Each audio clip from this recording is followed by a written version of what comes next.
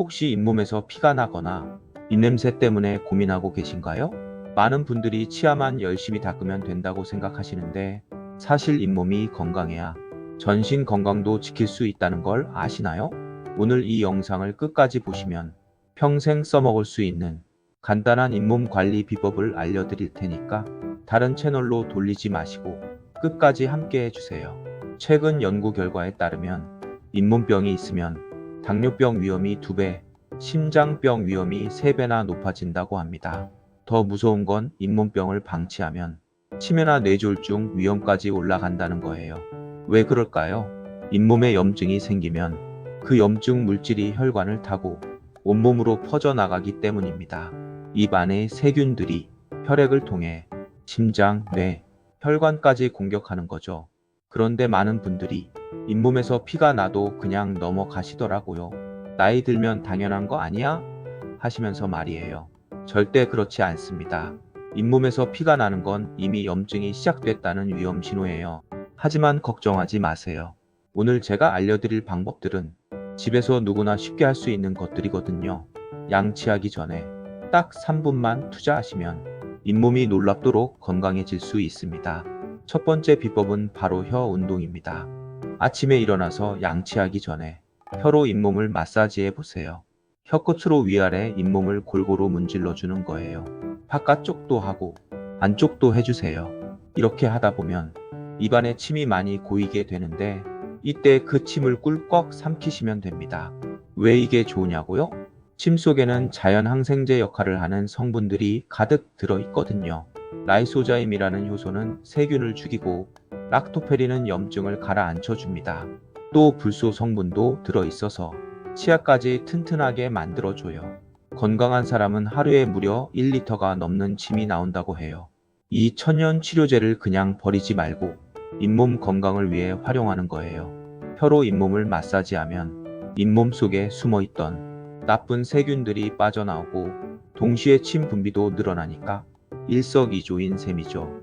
두 번째 비법은 치아 두드리기입니다. 입술을 살짝 다물고 윗니와 아랫니를 톡톡 부딪혀 주세요. 한 번에 30번 정도면 충분해요. 이렇게 하면 침샘이 자극돼서 침이 더 많이 나오게 됩니다. 게다가 치아를 자극하면 뇌로 가는 혈액순환도 좋아져서 머리가 맑아지는 효과까지 있어요.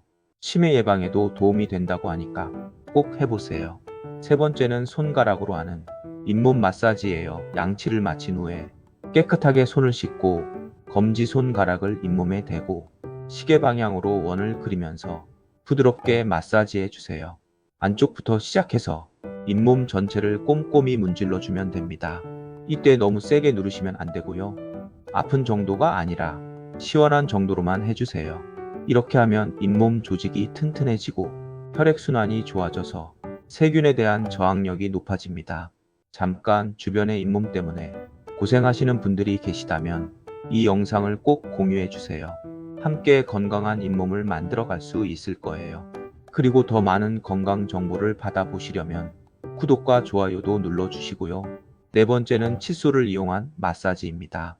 손가락으로 하는 게 불편하시다면 칫솔을 활용해 보세요. 치아와 잇몸 경계 부분에 칫솔을 비스듬히 대고 가볍게 눌러주면서 치아 뿌리부터 잇몸까지 쓸어 올리듯이 마사지해 주세요.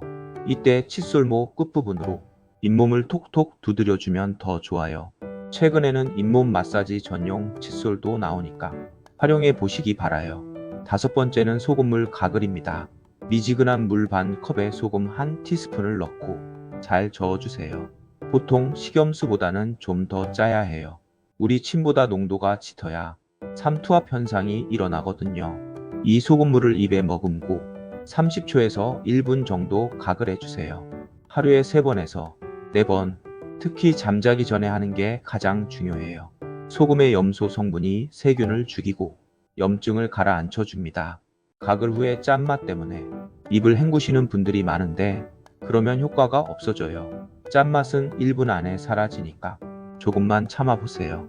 따뜻한 물을 쓰시는 분들도 계시는데 너무 뜨거우면 오히려 세균이 더 번식할 수 있어요. 그냥 수돗물 정도 온도가 적당합니다. 여섯 번째는 충분한 수분 섭취입니다.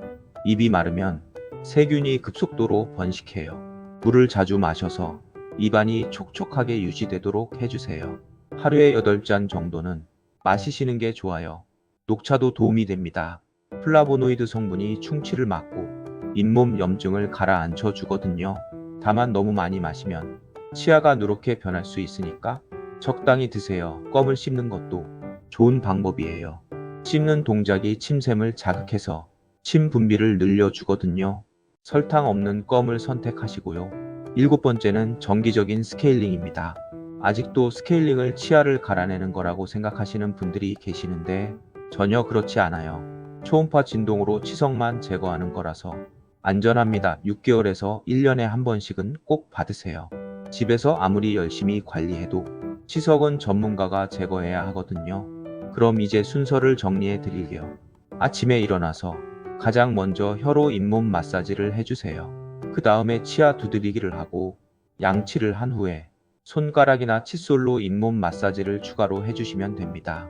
저녁에는 양치 후 소금물 가글을 꼭 하세요. 하루 종일 쌓인 세균들을 깔끔하게 정리하는 시간이에요.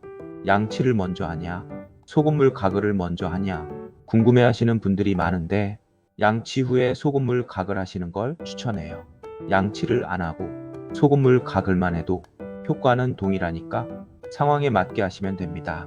한 가지 주의하실 점은 잇몸에서 계속 피가 나거나 심하게 아프시면 혼자 해결하려고 하지 마시고 치과에 가보세요.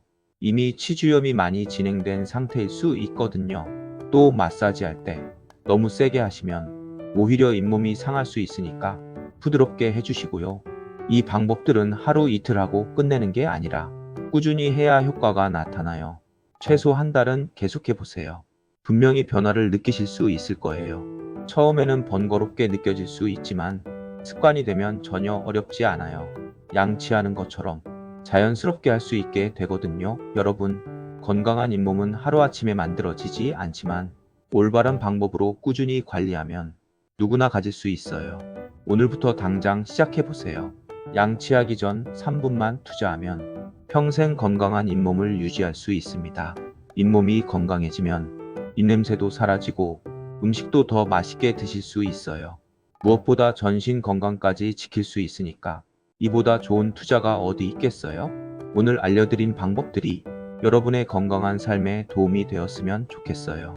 다음에도 더 유용한 건강 정보로 찾아뵐게요. 모두 건강하세요.